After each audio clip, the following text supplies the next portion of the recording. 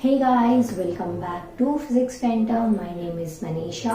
और सबसे पहले तो thank you so much. Videos को इतना ज्यादा लाइक कर रहे हैं, मेरे चैनल को इतना ज्यादा सपोर्ट आप सब कर रहे हैं ना, उसके लिए दिल से थैंक यू। बस एक छोटी सी रिक्वेस्ट है कि जितने भी लोग देखते हैं ना वीडियोस को, प्लीज कॉमेंट किया कीजिए। व्यूज आते हैं लेकिन ना कॉमेंट्स नहीं आते, लाइक नहीं करते आप वीडियो को। ज्यादा थोड़ी ना मेहनत लगती है, ऐसे थंब भी तो टच करना है ना, फिंगर टच करनी है, आप इतना तो कर ही सकते हैं ना। प्लीज वीडियो को लाइक करा कीजिए। और अगर आपको वीडियो किसी मोमेंट पे अच्छी लगती है या कुछ आपको डाउट आते हैं या वीडियो आपको बेकार लगती है तो वो चीजों को ना कमेंट किया कीजिए। और एक चीज के लिए सॉरी, क्योंकि बहुत ज्यादा सराउंड नॉइस है, आज बहुत ही ज्यादा शोर है। स्टिल मैं ये वीडियो बना रही हूँ, उसके लिए रियली वेरी सॉरी। बट आप प्लीज उसको अवॉइड करिए और सिर्फ मेरी आवाज को सुनने की कोशिश करिए। ओके, नाउ आज की जो ये क्लास है ये है ऑक्सीजन की। ऑक्सीजन के बारे में मैं आपको बताने वाली हूँ आज की क्लास में। बट ऑक्सीजन के बारे में ना आपने सुना होगा कि ये एक गैस है जो हमारी रेस्पिरेशन में बहुत ज्यादा इंपॉर्टेंट रोल प्ले करती है, हमारी हेल्थ के लिए बहुत ज्यादा इंपॉर्टेंट होती है, हमारे जीने के लिए बहुत ज्यादा इंपॉर्टेंट होती है। लेकिन आज मैं आपको ये छोटी छोटी चीजें पता है, उसके अलावा भी बहुत ऐसी बातें इसके बारे में बताने वाली हूँ। तो आई होप ये वीडियो आपको अच्छी लगे, तो प्लीज वीडियो को लाइक कर दीजिएगा और चैनल को सब्सक्राइब भी। नाउ ऑक्सीजन के बारे में मैं स्टार्ट करती हूँ। सबसे पहली चीज तो मैं ये क्यों करवा रही हूँ, क्योंकि कार्बन एंड इट्स कंपाउंड जो क्लास 10 का चैप्टर है, जिसकी मैंने सुपर सीरीज स्टार्ट करी हुई है, उसमें मैं आपको एनसीईआरटी के नोट्स प्रिपेयर करने में हेल्प करवा रही हूँ। उसमें ना ऑक्सीजन, नाइट्रोजन और हाइड्रोजन, ये तीनों गैसेस का बॉन्डिंग बताया था कि किस तरीके से सिंगल, डबल और ट्रिपल बॉन्ड बनता है। तो उसमें क्या है, सिर्फ एनसीईआरटी जितना मैंने लिमिटेड आपको मटेरियल प्रोवाइड किया था, सिर्फ उतने ही नोट्स बताए थे। उसके कुछ एक्स्ट्रा चीजें मैं इस वीडियो में बताऊंगी। तो सबसे पहली जो स्टार्टिंग है वो ऑक्सीजन से कर रही हूँ मैं। इसके अलावा आपको हाइड्रोजन भी मैं करवाऊंगी और नाइट्रोजन के बारे में भी मैं आपको बताने वाली हूँ। नाउ ऑक्सीजन का देखिए, ऑक्सीजन का जो सिंबल है वो क्या है, O होता है। एटॉमिक नंबर इसका 8 है। जो हमारी पीरियोडिक टेबल है उसमें ऑक्सीजन 8 नंबर पर आता है। इसके अलावा KLM शेल्स में जो इसका डिस्ट्रीब्यूशन है, मीन्स की नंबर ऑफ इलेक्ट्रॉन्स पर शेल अगर कितने होते हैं तो कैसे होगा, 8 होता है। ये आपका K शेल है, ये L है, ये M है और ये क्या है, N। अब यहाँ पे जो एटॉमिक नंबर है वो 8, इसका डिवीजन कैसे होता है, K शेल हमेशा कितने एक्सेप्ट करेगा, 2। यहाँ पे आपने के लिए लिख दिए 2। जब K में 2 आ गए तो उसके बाद में टोटल कितने हैं, 8 है। 8 एटॉमिक नंबर है तो कितने बचे, 6। 8 में से 2 माइनस कर देंगे तो कितने रह जाएंगे आपके पास, 6। तो जो ये नेक्स्ट 6 इलेक्ट्रॉन्स है वो आपने किस में डाल दिए, L शेल्स में। तो 6 और 2 क्या हो गए, 8। तो यहाँ पे ये कंप्लीट हो गया, इसको M और N तक जाने की जरूरत ही नहीं पड़ी। यहाँ पे आपने L में इसका क्या लिख दिया, 6। इसके अलावा नेक्स्ट पॉइंट आता है, ये जो है ना ये हाईली रिएक्टिव है। ओके, हाईली रिएक्टिव और ये एक नॉन मेटल है, अधातु है। क्या चीज, ऑक्सीजन। ठीक है, आप इसको लिख सकते हैं हाईली रिएक्टिव नॉन मेटल है। उसके अलावा ये मेंबर है चाल्कोजेन ग्रुप का। जो ऑक्सीजन है ये चाल्कोजेन ग्रुप की मेंबर है। अब आपको कमेंट करके मुझे ये बताना है, जो हमारी पीरियोडिक टेबल है, आवर्त सारणी है, उसमें ऑक्सीजन कौन से ग्रुप में है, कौन से पीरियड में है, ये दोनों चीजें आपको मुझे कमेंट करनी है। इसके अलावा एक छोटा सा क्वेश्चन और बताना है कि जो हमारी मॉडर्न पीरियोडिक टेबल है उसमें टोटल नंबर ऑफ ग्रुप्स कितने हैं, समूह कितने हैं और period, total number of period कितने हैं, आवर्त कितने हैं। इसके बाद में जो नेक्स्ट जो चीज आती है आपके पास वो ये है कि जो एनिमल और प्लांट्स है ना, उनको ऑक्सीजन की रिक्वायरमेंट होती है। किस चीज के लिए, रेस्पिरेशन के लिए। ये जो है ना ये बहुत बेसिक सा पॉइंट है, क्योंकि ये चीज आपको पता है कि हमें सांस लेने के लिए किसकी जरूरत होती है, ऑक्सीजन की। रेस्पिरेशन क्या है, ये एक प्रोसेस है जिसमें हम ऑक्सीजन को क्या ले रहे हैं, अंदर कर रहे हैं और कार्बन डाइऑक्साइड को बॉडी से बाहर रिलीज कर रहे हैं। इन शॉर्ट, इनहेल और एक्सेल करने का जो प्रोसेस है वो क्या है, रेस्पिरेशन। किसको, एयर को। एयर में क्या प्रेजेंट होती है, ऑक्सीजन, जो हमारे एटमोस्फेयर में एयर प्रेजेंट है। इसके बाद में जो नेक्स्ट पॉइंट है ये क्या है, ये एक कलरलेस, ऑर्डरलेस और टेस्टलेस। ये जो पॉइंट्स हैं गाइस मैंने आपको नोट्स की फॉर्म में दिए हैं। एसआरएम का यूज मैंने नहीं किया है, पूरा प्रॉपर सेंटेंस नहीं बनाया है, सिर्फ मैंने एज जो इसके बेसिक इंपॉर्टेंट पॉइंट्स है उनको मैंने बोर्ड पे ऐसे लिख दिया है। आप चाहें तो इसको पूरा कंप्लीट डिटेल में लिख सकते हैं, चाहें तो आप इसको इस तरीके से नोट्स की फॉर्म में भी लिख सकते हैं। नेक्स्ट जो पॉइंट कहता है कि जो ऑक्सीजन है वो सबसे पहली चीज कलरलेस। कलरलेस का मतलब क्या हो गया, इसका कोई कलर नहीं है। अब ये चीज समझते हैं, ये थोड़ी हंसी वाली बात है लेकिन ये अच्छा है। मतलब देखिए, आप ये खुद सोचिए कि जो ऑक्सीजन है वो क्या हमारे एयर में, एटमॉस्फेयर में प्रेजेंट है, बट क्या आपको दिखती है? मुझे नहीं लगता आपको दिखती होगी कि ऐसे जैसे ये अभी यहाँ पे क्या है, इस रूम में भी एयर प्रेजेंट है ना, ऐसे ही तो मैं नहीं बोल पा रही हूँ, मेरी आवाज आप तक पहुंच रही है, मीडियम होता है ना बोलने पे भी, तो क्या ये एयर है। अब क्या आपको दिख रहा है कि मैं बोल सकती हूँ वो जा रही है ऑक्सीजन, या वो है, या वहां पे ऑक्सीजन है? तो नहीं होता है ऐसे। तो ऑक्सीजन का क्या है, कोई कलर नहीं है, ये कलरलेस है। सेकेंड पॉइंट इसका ये कि ऑर्डरलेस है, इसकी कोई स्मेल फ्रेग्रेंस नहीं होती है, ना इसका कोई टेस्टलेस, ना कोई इसका टेस्ट होता है। So oxygen is a colourless, odourless and tasteless gas. Okay, इसके बाद में जो नेक्स्ट पॉइंट आता है, O3 is another form of pure oxygen. O3 क्या होता है? ओजोन है। ओजोन एक लेयर होती है। इसके इंपॉर्टेंस क्या होते हैं, क्या इसके साइड इफेक्ट्स हैं, किस तरीके से ओजोन लेयर डिप्लीट हो रही है, इसमें डैमेज आ रहा है, ये सारी चीजें आपको मुझे कमेंट करनी है। O3 जो है ना, ये एक अनदर प्योर फॉर्म है किस चीज की? ऑक्सीजन की, क्योंकि जो ऑक्सीजन है वो क्या है? O है। ओके, और O3 आपने क्या लिया? ओजोन। ओके, तो ये चीज आपको ध्यान में रखनी है। इसके बाद में जो नेक्स्ट आता है, जो ऑक्सीजन है ना, अब ये भी पॉइंट अच्छा है, ये बहुत अच्छा पॉइंट है। आपको ये चीज पता है कि कंबशन मीन्स की दहन, किसी चीज को जलाना है तो आपको क्या चाहिए? ऑक्सीजन की रिक्वायरमेंट होती है। विदाउट ऑक्सीजन आप नहीं जला सकते। कंबशन में हेल्प करती है ऑक्सीजन जो है ना, वो कंबशन में हेल्प करती है, दहन में हेल्प करती है। लेकिन आपको एक चीज पता है, ऑक्सीजन खुद नहीं जलती है, वो सिर्फ सपोर्ट करती है कंबशन में, दहन में ऑक्सीजन सपोर्ट करती है, लेकिन वो खुद से नहीं जलती है। इसके बाद में नेक्स्ट आता है जो बबल होता है प्योर ऑक्सीजन का, वो भी क्या होता है? वो नहीं जलते हैं, डोंट बर्न। ओके, पॉइंट है bubble of pure oxygen don't burn. Last one is oxygen supports combustion. Okay, यहाँ पे आप इसको ऐड कर सकते हैं कि ये खुद नहीं जलती है, ये कंबशन में हेल्प करती है, दहन में हेल्प करती है। सो ये ऑक्सीजन से रिलेटेड कुछ पॉइंट्स से, कुछ प्रॉपर्टीज से, कुछ भी आप कह सकते हैं इसको, और इनको आप इसका आप स्क्रीनशॉट ले सकते हैं। और अगर वीडियो अच्छी लगी है तो प्लीज वीडियो को लाइक करिएगा और चैनल को सब्सक्राइब। इसके बाद में आपको 2 और वीडियोस मिलेंगी इसी से रिलेटेड। ये इसका फर्स्ट पार्ट है जिसमें मैंने ऑक्सीजन करवाया है, नेक्स्ट में मैं आपको हाइड्रोजन, और उसके बाद में मैं आपको नाइट्रोजन 1 बाय 1 तीनों का कंप्लीट करवा दूंगी। और इसके अलावा इसमें एक चीज और आप ऐड कर सकते हैं, जो ऑक्सीजन है इसमें क्या होता है? डबल बॉन्ड होता है इस तरीके से। ओके, ये डबल कोवलेंट बॉन्ड हो गया। कोवलेंट बॉन्ड होते हैं जो कि शेयरिंग से बनते हैं। थैंक। हाइड्रोजन के बारे में बताऊंगी। हाइड्रोजन एक गैस है, एटॉमिक नंबर इसका 1 है, पीरियोडिक टेबल में सबसे पहले नंबर पे आता है। इसके अलावा कुछ और बातें सॉरी इसके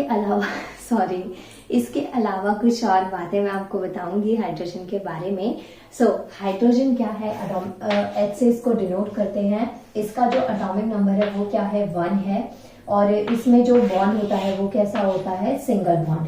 क्यों? क्योंकि जो एटॉमिक नंबर है इसका क्या है? 1 है। जब आप इसको KLMN शेल्स में डिवाइड करते हैं, KLMN में इस तरीके से जो इसका डिवीजन हुआ KLMN में, तो यहाँ पे क्या आया? 1, और K में कितने आ सकते हैं? 2। तो इसे एक और की जरूरत होती है, तो अनदर हाइड्रोजन एटम को लेके हम एक उसका इलेक्ट्रॉन लेके क्या बना देते हैं? बॉन्ड, जो कि कैसा होता है? सिंगल बॉन्ड होता है।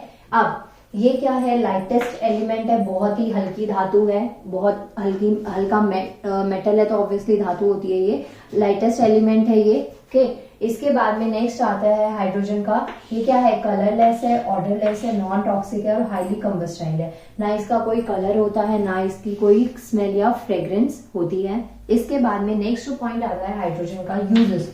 बहुत इंपॉर्टेंट है, जब भी ना आप कुछ पढ़ते हैं ना तो उसके यूजेस आपको पक्का पता होने चाहिए, वो बहुत ज्यादा इंपॉर्टेंट होते हैं। तो इसके जो यूजेस है वो क्या है, ये देखिए। इसका जो फर्स्ट यूज है वो क्या है? ऑयल रिफाइनिंग में इसको यूज किया जाता है, and for the production of fertilisers बनाने में या फिर ऑयल रिफाइनिंग में इसका यूज किया जाता है। इसके अलावा जो हाइड्रोजन का यूज है वो क्या है? Can be use in the fuel cell to generate electricity. इसका फ्यूल सेल में इसका यूज किया जाता है किसके लिए? इलेक्ट्रिसिटी को जनरेट करने के लिए, पावर या फिर हीट, तीनों एक ही टर्म्स हैं, बस थोड़ा सा सेपरेट इसको लिखा हुआ है क्योंकि इसका मीनिंग थोड़ा चेंज हो जाता है, बाकी कहना सेंटेंस एक ही चीज चाहता है।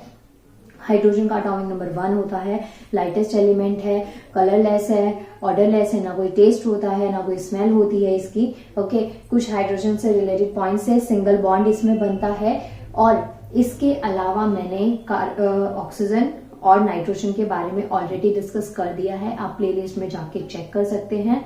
इन पॉइंट्स के अलावा जो मैंने पॉइंट्स बोर्ड पे लिखे हैं, अगर इन पॉइंट्स के अलावा आपको हाइड्रोजन के बारे में कुछ और पता है तो मुझे कमेंट करिए।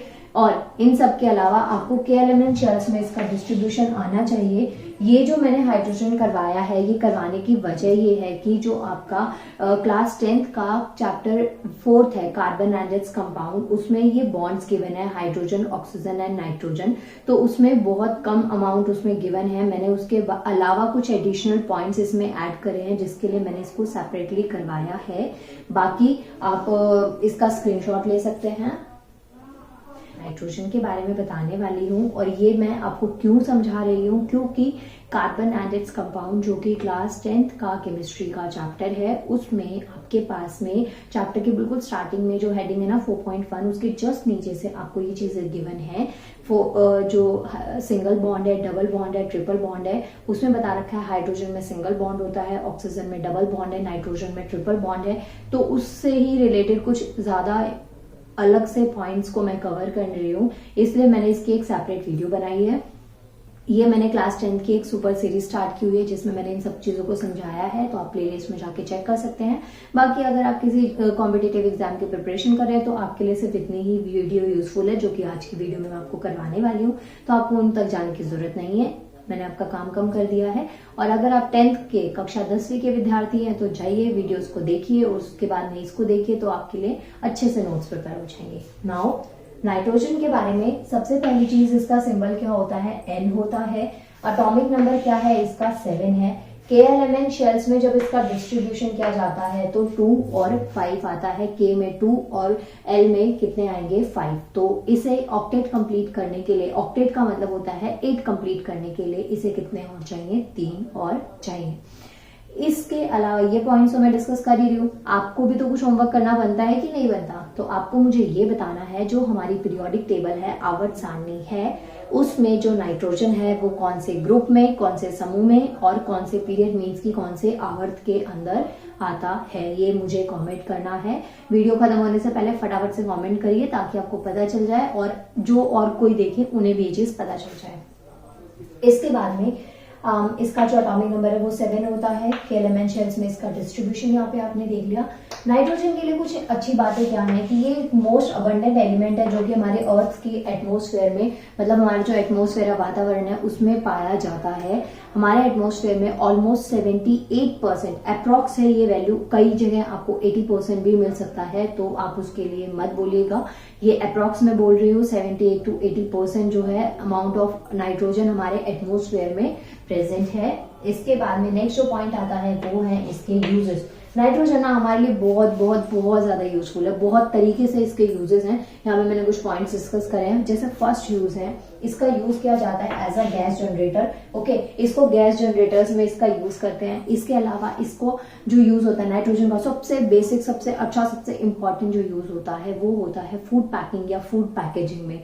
बहुत सारे फूड मटेरियल्स ऐसे होते हैं जिसमें जिसकी पैकिंग के लिए, पैकेजिंग के लिए हम नाइट्रोजन का यूज करते हैं। क्यों करते हैं? क्योंकि ये जो नाइट्रोजन गैस है उस खाने को खराब होने से बचाती है, उसकी क्रिस्पीनेस को नहीं जाने देती। तो अभी आप एक एग्जांपल मुझे दे सकते हैं कि ऐसा कौन सा फूड मटेरियल है जिसमें नाइट्रोजन का यूज आपको पता है, फटाफट से कमेंट करना है। बाकी मैं आपको बता देती हूँ, केमिकल रिएक्शन एंड इक्वेशन कक्षा 10वीं का पहला चैप्टर है केमिकल रिएक्शन एंड इक्वेशन। उसमें आपको एक लास्ट में चैप्टर के बिल्कुल रेंसिडिटी एक टॉपिक दे रखा है, विकृत गंधिता।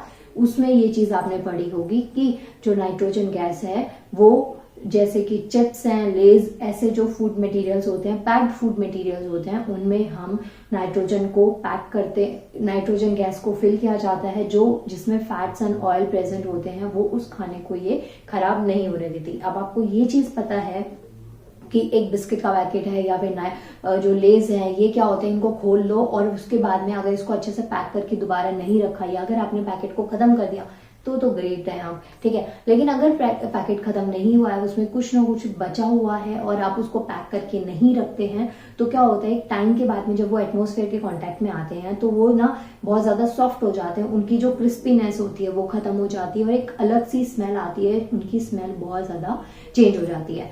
इसके अलावा लेस का पैकेट आपने देखा होगा कि उसमें ना इतने बड़े पैकेट में लास्ट में थोड़े से आते हैं। इस बात के लिए कई उन्हें गालियां भी दी होंगी मन में, बट कर क्या सकते हैं, कुछ भी नहीं कर सकते इस चीज के लिए। तो उसमें क्या होता है, नाइट्रोजन गैस को फिल किया जाता है ताकि जो इतने से चिप्स है ना वो भी खराब ना हो। ओके, नाउ नाइट्रोजन गैस का आपको समझ में आ गया है इसके फूड पैकेजिंग में इसका यूज होता है। ये सबसे बेसिक पॉइंट था। इसके अलावा इसका यूज किया जाता है मैन्युफैक्चरिंग में या और मेडिसिन के लिए भी, कुछ दवाइयों के लिए भी हम इसका यूज करते हैं। इन सब के अलावा जो मैंने यूजेस लिखे हैं, इन सब के अलावा जो हमारी ह्यूमन बॉडी है ना उसमें ना नाइट्रोजन बहुत ज्यादा इंपॉर्टेंट रोल प्ले करता है। तो आप इसका स्क्रीनशॉट लीजिए। इसके बाद में अब मैं आपको ये बताऊंगी कि नाइट्रोजन का हमारी बॉडी के लिए किस तरीके से यूज होता है, किस तरीके से नाइट्रोजन हमारी ह्यूमन बॉडी के लिए भी यूजफुल होती है।